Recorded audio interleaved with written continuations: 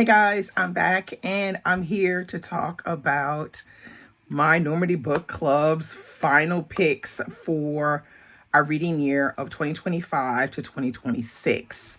So if you're just starting to watch me, I run a book club here in my town in Normandy with some of my friends.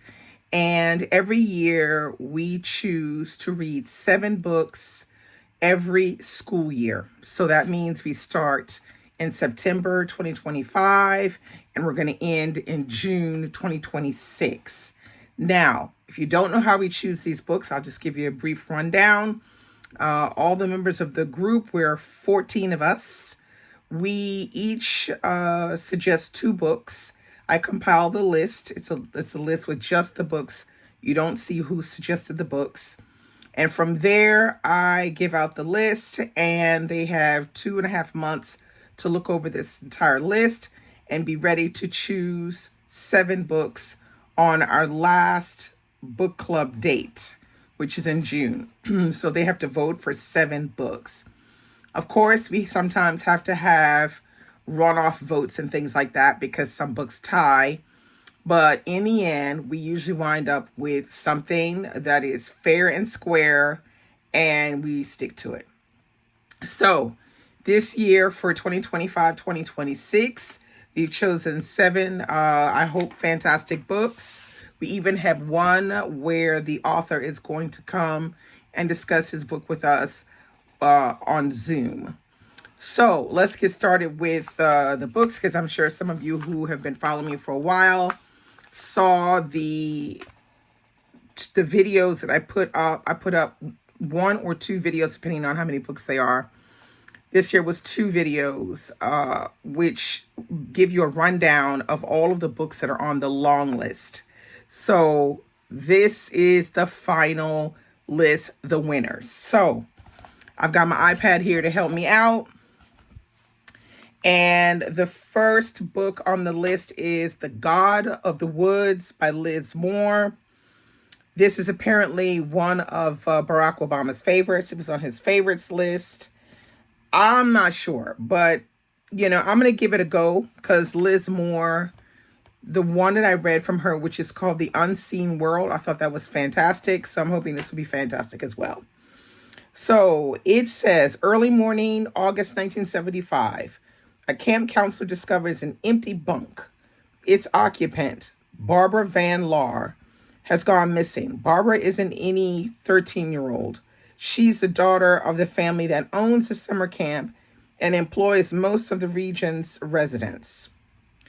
And this isn't the first time a Van Laar child has disappeared. Barbara's older brother similarly vanished 14 years ago, never to be found. So, yeah, it's giving mystery, thriller, family story. There are probably some back secrets in the family and stuff.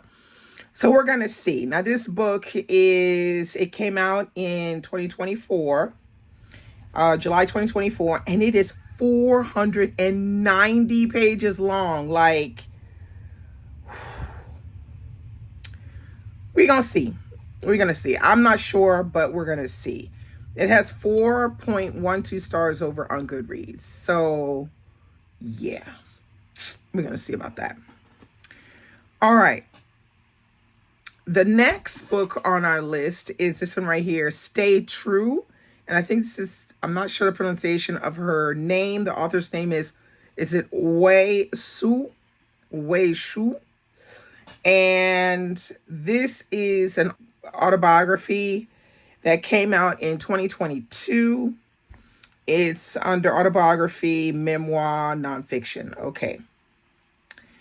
It says, in the eyes of 18-year-old Washu, the problem with Ken, with his passion for Dave Matthews, Abercrombie and Fitch, and his fraternity, is that he is exactly like everyone else.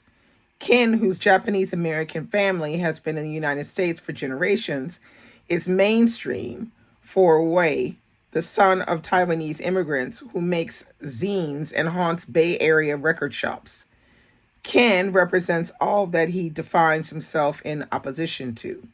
The only thing Wei and Ken have in common is that, however they engage with it, American culture doesn't seem to have a place for either of them. So this one is giving me interesting, very, very interesting. I did vote for this one. This is a 208 page memoir, and it's also classified as coming of age. So yeah, so that should, I think we're going to have a good discussion on that one. And I think it's going to be a very good one. The book has 4 stars over on Goodreads, and it was a Goodreads Choice Award nominee as well. All right. So now we go on to book 3, and that is The Romantic by William Boyd. I voted for this one because it just sounded like it's going to be very, very interesting. So it says, born in 1799, Cashel Greville Ross experiences myriad lives, joyous and devastating, years of luck and unexpected loss. Moving from County Cork to London, from Waterloo to Zanzibar, Cashel seeks his fortune across continents in war and in peace. He faces a terrible moral choice in a village in Sri Lanka as part of the East Indian Army. He enters the world of the Romantic poets in Pisa. In Ravenna, he meets a woman who will live in his heart for the rest of his days. As he travels the world as a soldier, a farmer, a felon, a writer, a father, a lover, he experiences all the vicissitudes of life. And through the accelerating turbulence of the 19th century, he discovers who he truly is. This is the romance of life itself and the beating heart of the romantic. Now, this can either be a total flop or really, really excellent. I just think it sounds excellent. This came out in 2022, October 2022, and it has 4.15 stars on Goodreads, and it is 451 pages. This is not a short read either.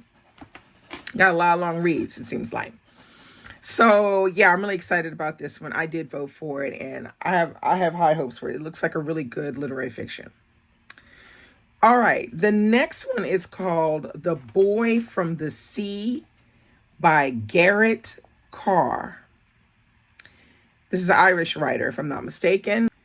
It says 1973. In a close-knit community on Ireland's west coast, a baby is found abandoned on the beach. Named Brendan Bonar by Ambrose, the fisherman who adopts him. Brendan will become a source of fascination and hope for a town caught in the storm of a rapidly changing world. Ambrose, a man more comfortable at sea than on land, brings Brendan into his home out of love. But it's a decision that will fracture his family and force him to try to understand himself and those he cares for. Now, I did vote for this one because I love a good Irish read, and it doesn't seem like we read a lot of Irish books. So I did vote for this one, and it managed to get through. Now, this book has 336 pages, so it's like a normal-sized book. It is classified under historical fiction, Ireland, Irish literature, literary fiction. And it has 3.9 stars on Goodreads. So I have high hopes for this one as well. This list is, yeah, it's forming kind of nice, this list. All right, now the next one I love. The next one is James by Percival Everett. And yeah, Percival Everett made it on here.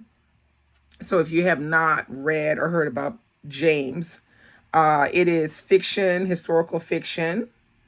It is written by Percival Everett. It has 4.46 stars over on Goodreads. Most people who read this book absolutely love it, whether you've read Huckleberry Finn or not. So it says, when Jim overhears that he is about to be sold to a man in New Orleans, separated from his wife and daughter forever, he runs away until he can formulate a plan. Meanwhile, Huck has faked his own death to escape his violent father. As all readers of American literature know, thus begins the dangerous and transcendent journey by raft down the Mississippi River toward the elusive and unreliable promise of the free states and beyond. That's all I need to read. It is excellent. 5 stars. It's so good, this book.